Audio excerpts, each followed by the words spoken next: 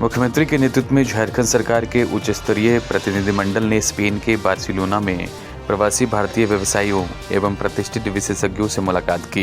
इस दौरान startup, mentorship, clean energy, पर्यावरणीय स्थिरता, सप्लाई चेन, बायोफार्मास्यूटिकल्स, खेल विपणन, cricket team ownership, deep tech, B2B marketing, legal, dentistry और मेडटेक जैसे विभिन्न क्षेत्रों पर चर्चा हुई। संघ लोक सेवा आयोग ने मंगलवार को 22 अप्रैल को सिविल सेवा परीक्षा 2024 का फाइनल रिजल्ट घोषित कर दिया। इस बार उत्तर प्रदेश के प्रयागराज की रहने वाली शक्ति दुबे ने पहला स्थान हासिल किया है।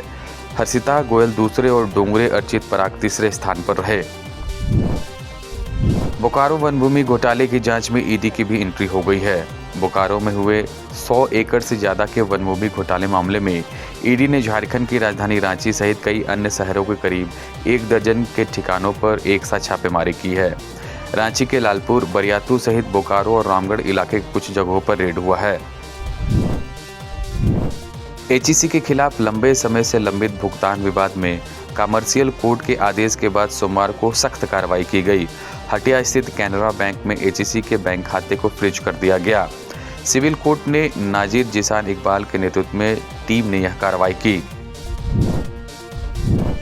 गुजरात के अमरेली में विमान क्रैश हो जाने से पायलट की मौत हो गई। शुरुआती जानकारी के मुताबिक अमरेली में निजी प्रशिक्षण विमान के दुर्घटनाग्रस्त हो जाने से पायलट की मौत हो गई।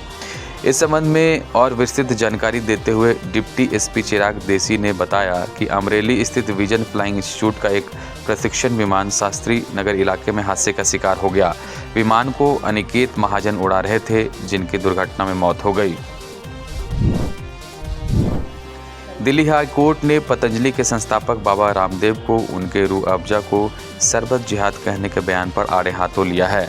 जस्टिस अमित बंसल की बेंच ने कहा कि बाबा रामदेव के बयान ने कोर्ट की अंतरात्मा को झकझोर दिया है और ये अक्षम्य है।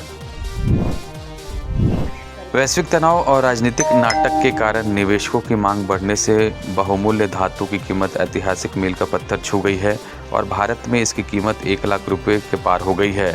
1960 के दशक से लेकर 2025 के बीच भारत में सोने की कीमतों में नाटकीय रूप से वृद्धि हुई है। बिहार में तेज गर्मी का असर दिखने लगा है। कई जिलों में तापमान 40 डिग्री के पार पहुंच गया है।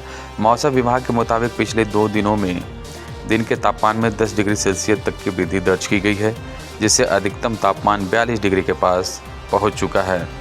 पटना स्थित भारतीय विज्ञान केंद्र ने राज्य के 31 जिलों में हीट वेव और उष्ण भरी गर्मी को लेकर येलो अलर्ट जारी किया है। पोप फ्रांसिस के निधन के बाद भारत सरकार ने भी देश में 3 दिवसीय राष्ट्रीय शोक की घोषणा की है। भारत सरकार के गृह मंत्रालय ने सोमवार को ही पत्र जारी कर सभी राज्यों को मामले से अवगत कराया है। गृह मंत्रालय के पत्र में बताया गया है कि सोमवार को परम पूज्य पोप फ्रांसिस का निधन हो गया। उनकी आत्मा की शांति के लिए भारत सरकार ने 3 दिनों का राष्ट्रीय शोक घोषित किया है। ताजिकिस्तान में मंगलवार को भूकंप के झटके महसूस किए गए। नेशनल सेंटर फॉर सिस्मोलॉजी के अनुसार रिक्टर स्केल पर भूकंप की तीव्रता 4.1 दर्ज किया गया। इससे पहले सोमवार को इसी क्षेत्र में 3 बार भूकंप के झटके महसूस किए गए हैं।